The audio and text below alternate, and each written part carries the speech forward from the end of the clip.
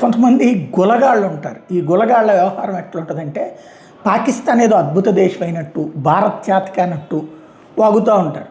ఇప్పుడు యుద్ధం సందర్భంలో ఈ గులగాళ్ళ మెంటాలిటీ ఎట్లయిపోయిందంటే పాకిస్తాన్ అంట యుద్ధ నౌకల్ని పంపించి తమ ఆయిల్ తెప్పించుకుంటుందంట. అక్కడేమో ఆయిల్ రేట్లు పెరిగిపోయి కొట్టుకొస్తున్నారు. పైగా అసలు యుద్ధ ప్రభావం పాకిస్తాన్కి ఏం లేదు, మనమే సరైన విదేశాంగ విధానం పాటించకపోవడం వల్ల, తటస్థ విధానం పాటించకపోవడం వల్ల దెబ్బతిన్నామనేటటువంటి. అంటే వీళ్ళు మరి ఎకోసిస్టమ్ వీళ్ళు సైకోలో లేకపోతే వీళ్ళంతటా వీళ్ళు ఊహించింది అది ఈ దేశం మీద రుద్దేస్తారో లేదా ఈ దేశం అంటే పడక పాకిస్తాన్ మీద ప్రేమతో పిచ్చికోతలకు వస్తారో తెలియదు. ఇప్పుడు అక్కడ జీతాలు 10 నుంచి 30% కోత పెట్టారు. ప్రభుత్వ ఉద్యోగులకి జీతాలు మధ్యప్రాచ్య యుద్ధం కారణంగా. అక్కడి యుద్ధానికి ఈ దేశానికి ఏంటి సంబంధం?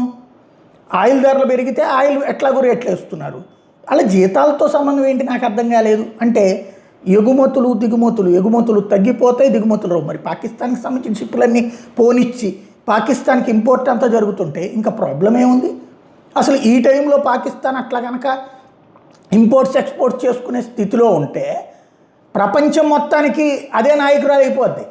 ఎందుకంటే వాళ్ళు రష్యా సంపాదించుకుంటోంది, అమెరికా రిస్ట్రిక్షన్స్ లేవని చెప్పాక. అది పాకిస్తానే సంపాదించుకునేది కదా. భారతదేశాన్ని బతిలాడుకుంటుంది అమెరికా, బాబు మీరు రిఫైన్ చేసి మాకు తొందరగా ఆయిల్ పంపించడరా అని చెప్పి. రష్యా నుండి మనం కొని ఇప్పుడు పంపిస్తున్నాం, భారత్కి ఆదాయం బాగా పెరిగిపోతుంది.